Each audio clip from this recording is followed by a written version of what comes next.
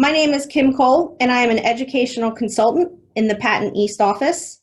I am joined today with my colleagues Tracy Ficca from Patton East, Cecil Crouch and Christine Moon, both from the Patton Pittsburgh office. So today, you will be able to find the PowerPoints, and let me show you here. So you'll find the PowerPoints and handouts on the Patton website. You want to go to the training calendar, locate today's date, so you'll have to scroll down because we have all of our announcements here. Find March 18th, coffee breaks for special education leaders. And again, scroll down.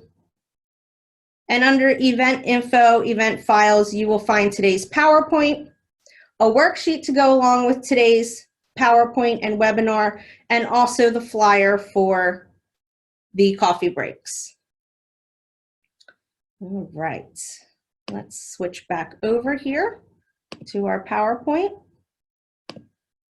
Okay. Please know that today's session is also being recorded, and we will post it on the Patton website. And you will be able to find that under Legal, Special Education Leadership, Coffee Breaks for Special Education Leaders. So it'll be alongside, if you joined us for our ESY coffee break back in December, it will be posted there.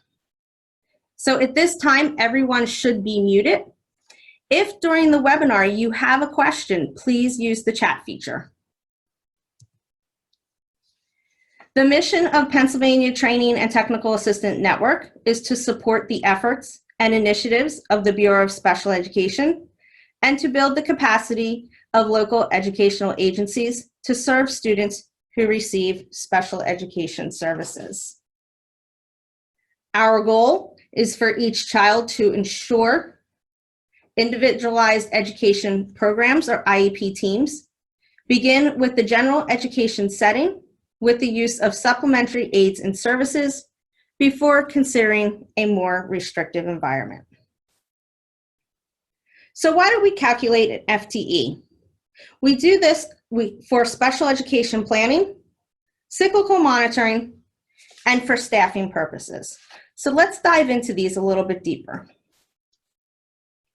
Before we go into the why, let's review the chart on the screen. This chart represents the maximum number of students allowed on a teacher's caseload. Each student with a disability shall be assigned to a special education teacher's caseload.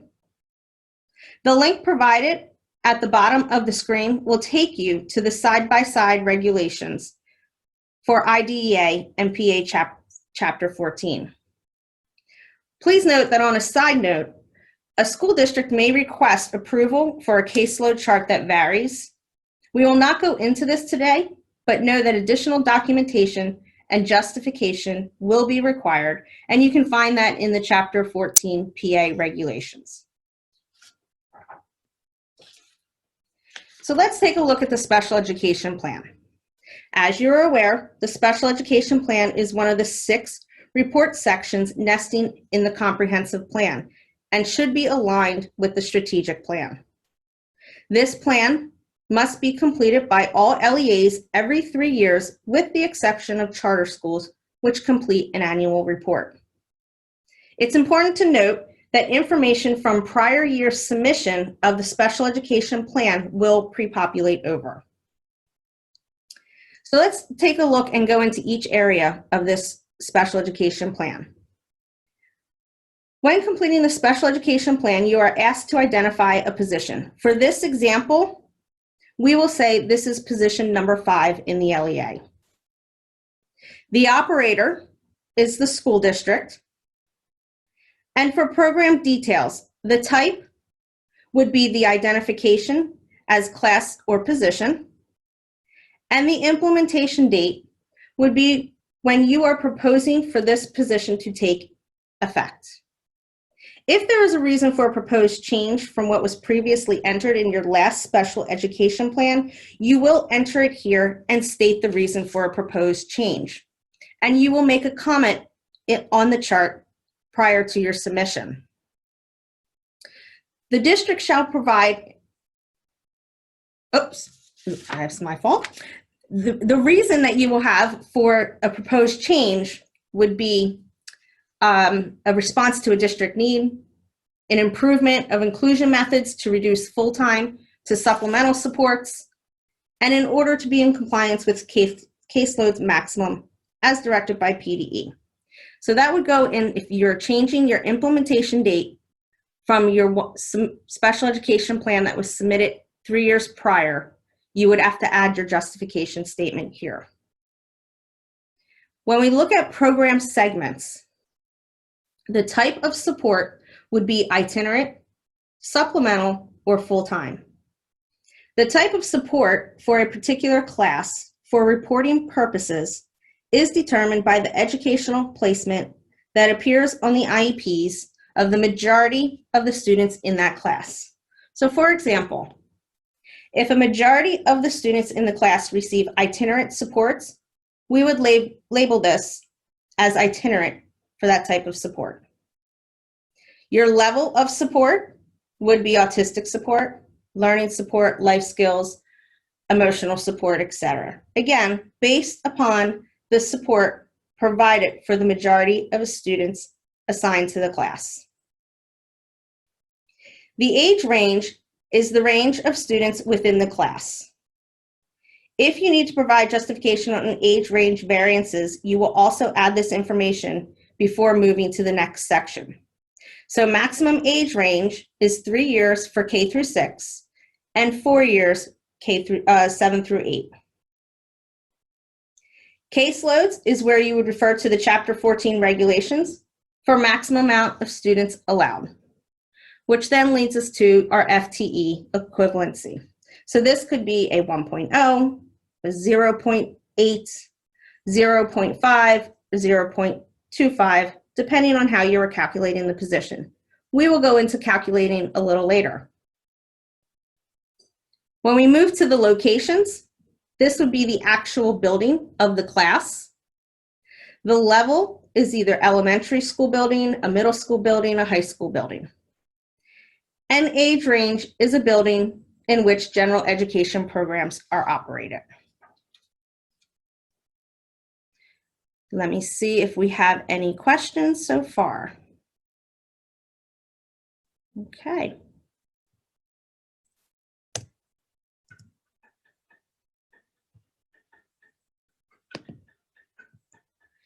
Now let's take a look at the cyclical monitoring piece.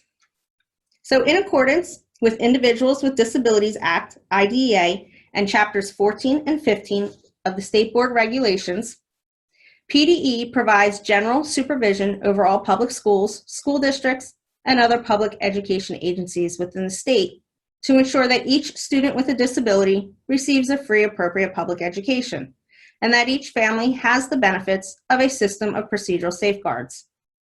As part of the Facilitated Self-Assessment, the FSA, Topic 14 discusses caseloads and age range. At the bottom of the PowerPoint, the link provided will take you to the Department of Education Cyclical Monitoring Documents page, and this is where you can find the FSA. Teachers will complete the class report where they are reporting on caseload and age range. Each page will have only one support group and support. If one teacher's assignment includes more than one support group and more than one support, that teacher must use multiple pages. Include teachers contracted from the IU and all other locations where the LEA placed a student.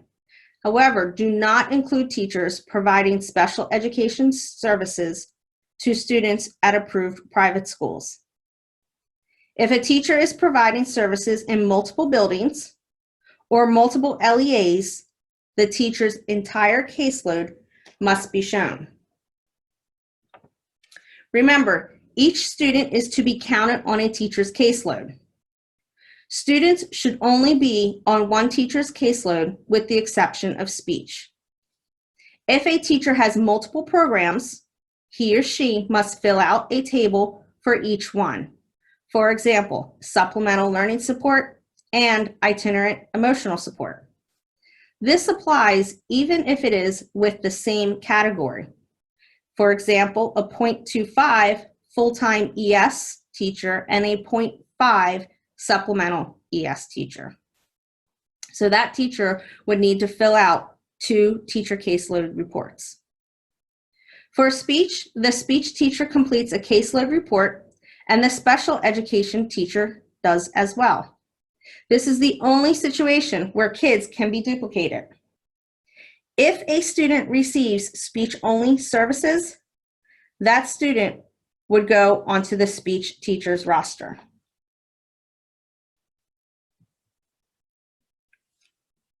For LEA staffing, using your information from your special education plan and/or cyclical monitoring will also help with justification for staff for the upcoming school year. As students move in or students are transitioning from early intervention, you will want to monitor your caseload allowable numbers per disability category and support. It is also a way to ensure you are maximizing your resources to provide services to students. For those of you who are not familiar with the Special Education Question and Answer Compendium, which was updated in January of 2020, it is a collection of frequently asked questions received by the Bureau of Special Education regarding the implementation of Title 34 Part B Code of Federal Regulations and Title 22 PA Code Chapter 14 and 711 State Regulations. Questions regarding and related to this compendium should be directed to the BSC. The link is provided at the bottom of this slide. This document will be helpful when you are figuring out FTE related to children who receive both speech and language services, as well as any other special education services. BSC also provides examples of a prorated caseload chart for the special education plan. So it is something that you want to take a look at. So now let's take a look at some examples for calculating FTEs. The general formula is the number of students in a category divided by the total allowable for that category. So if you have your worksheet out, we will go through some examples.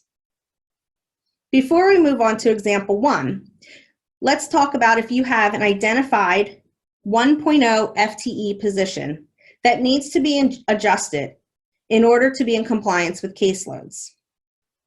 So you could have a position that is itinerant learning support with an age range of 5 through 8 and a maximum caseload of 12. And that would equal a 0.25 FTE. That same position could serve supplemental learning support students age range 5 through 8 with a max caseload of 15, and this FTE would be a 0.75. Therefore, this position being identified within your plan is a 1.0 because you have 0.25 being itinerant learning support and 0.75 being supplemental learning support.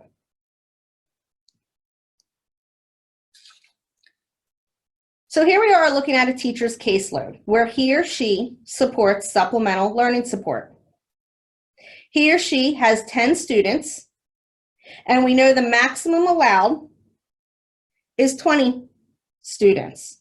When we divide, we have this teacher as a 0.5 FTE.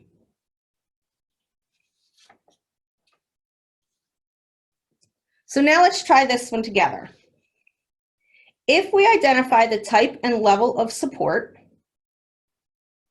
which is itinerant AS, we know that there are 8 students on a caseload. When we go back to the Chapter 14 chart, we know that 12 is the maximum allowed. So when we do our math, this teacher is a 0.65 FTE. So now I'm going to give you a minute to try this one on your own. You have 15 students who receive supplemental life skills support on a caseload.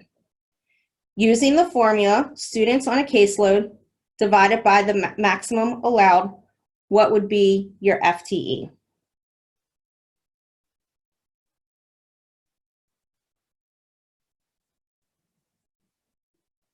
Let's see how we did. We have 15 students on a caseload. 20 is the number of supplemental life skills allowed. When we divide, we have a 0.75 FTE. Let's get a little bit more complicated now. So this teacher has students with different supports and levels. We have 7 students who receive itinerant AS and 20 students who receive itinerant ES on a caseload. We know that there are 7 students itinerant AS. We know that 12 is the maximum allowed for itinerant AS. So that comes to be a 0.58 FTE. We know that 20 students are itinerant ES on this caseload. 50 is the maximum allowed for itinerant ES. When we divide, we have a 0.4. This person, this teacher, would be a 0.98 FTE, and they would have 27 students on their caseload.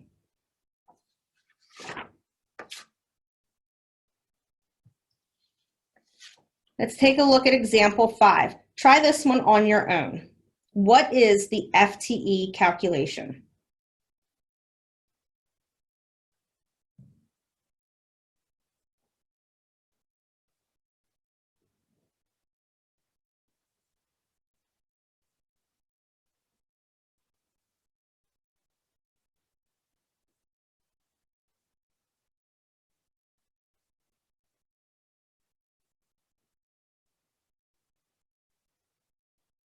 Let's check our answers.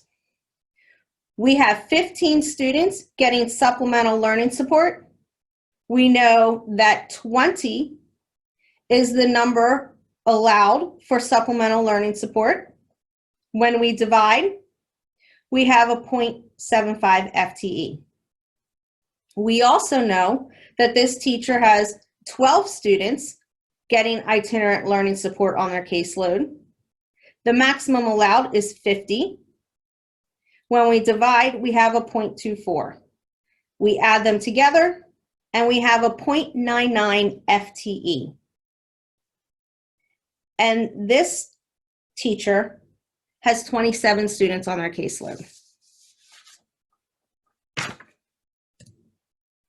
Example 6. This one's a tricky one. We have 3 levels and 3 types of supports. So how about I give you a minute to work through this one. 6 students who receive itinerant AS are on a caseload. 15 students who receive itinerant ES are on a caseload. And 10 students who receive itinerant LS are on a caseload. What is the FTE?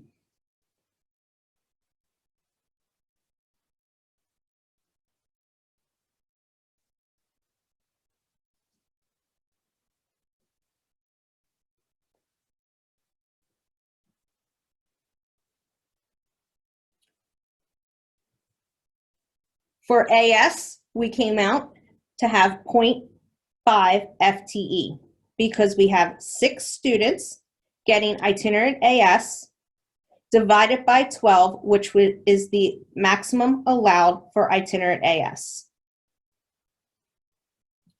For emotional support, we have 15 students getting itinerant ES. The maximum allowed is 50, which comes out to be a 0.3 FTE.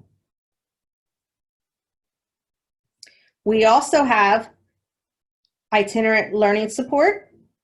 So we have 10 students receiving itinerant learning support. The maximum allowed is 50. When we divide, we have a 0.24. FTE. When we add these together, we have a 1.0 FTE, and this teacher has 31 students on their caseload.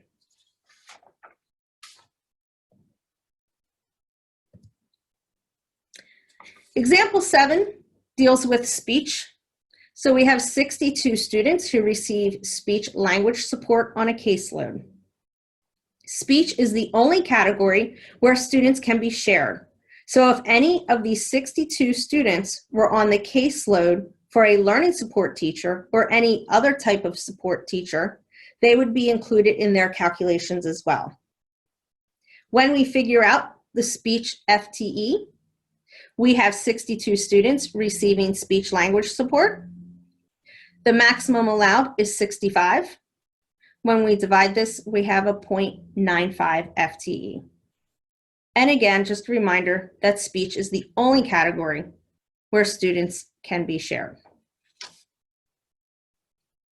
So that concludes today's coffee break on how to calculate FTE. We provided you with examples in an effort to make something that can become complicated a bit easier. At this time, I'm going to ask my colleagues to assist me in facilitating with any questions that may have come through the chat.